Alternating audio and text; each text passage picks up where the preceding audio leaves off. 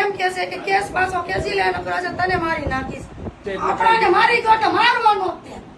પહેલી વાર અમારે બાધન તો અમે પોલીસ કે મારા હારા કે એટલા બધા માથા ગાર્યા છે આપણે પોલીસ કેસ નથી કરવો હોય કે તો અમે કોઈ વસ્તુ અમે નથી કરી બોલો છતાં અમારી માથે કઈ ને ઘર હાચવી છોકરા મારા જેઠ ની છે મારા હારાય નથી.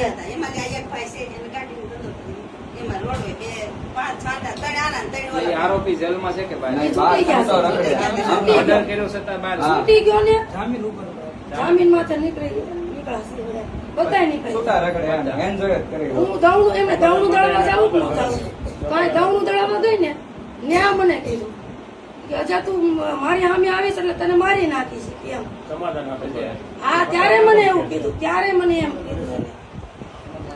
આપડે કામ આટું મારા છોકરા નાના છે નિશાળે મોકલવા કે ન મોકલવાય ને લેવા મૂકવા જવાનું અત્યારે બધે જાવ તો મારે એને લઈને જાવ 24 કલાકની મને દીધી છે મોવાની કોર્ટમાંથી અને એના જામીન તોય દીધા બોલો કોણ છે સાકાલ છે સાકાલ અને તોય એ છોટો એટલે એને બધા એને કોંગ્રેચ્યુલેશન કે તોય મને એમ વિડિયા એવા મૂકીએ કે મારો ભાઈ જેલમાંથી આવશે એટલે જેને જેલમાં પૂરો છે એનો વારો છે એવા વિડિયા ઉતારીને મજા ઇન્સ્ટાગ્રામમાં મૂકે છે. એની હારે રહેવા વાળા કોણ હતા બીજા સાકલ યાર સમીર સમીર એની આખી ટીમ જ છે સુરજ ચૌધરી સાકલ સમીર પછી બે બીજી નાઈટ છે આપણે હિન્દુના બધા ભેગા મળીને બધા ભેગા મળીને તમે વિચાર કરો આ તળાજામાં 4 વર્ષ પહેલા આ બેનના હસબન્ડની હત્યા કરવામાં આવી એમના છોકરાઓને અત્યારે રજડી દેવામાં આવ્યા છે અને છતાં હજુ 4 વર્ષમાં એ આરોપી તો બધા બહાર જ છે. તળાજાની દશા જુઓ તમે બહાર હોવા છતાં આ બેનને જીવવા નથી દેતા શાંતિથી. આ બેનને વારંવાર ધમકી મારવામાં આવે છે અને બેને પોલીસ પ્રોટેક્શન લઈને અત્યારે જીવવું પડે છે. આ તળાજાના કોળી સમાજમાં જો આ દશા છે.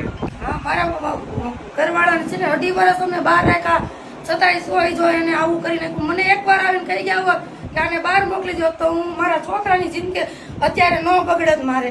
અને વારંવાર એમને ધમકી થઈ જતો હતો કે તારા ઘરવાળાને મારી તો નાખીશ.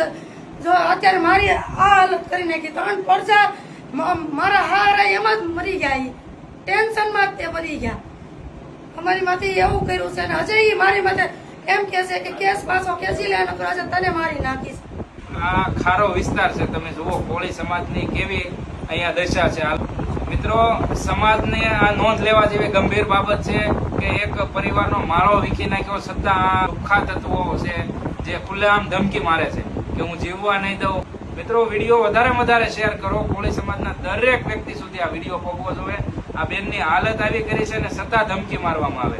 બરોબર કાનુડાનો જન્મ હોય અને ત્યારે જેનો મારી યાદી કેવી રહી ગઈ એમ જોવો તો ખરા.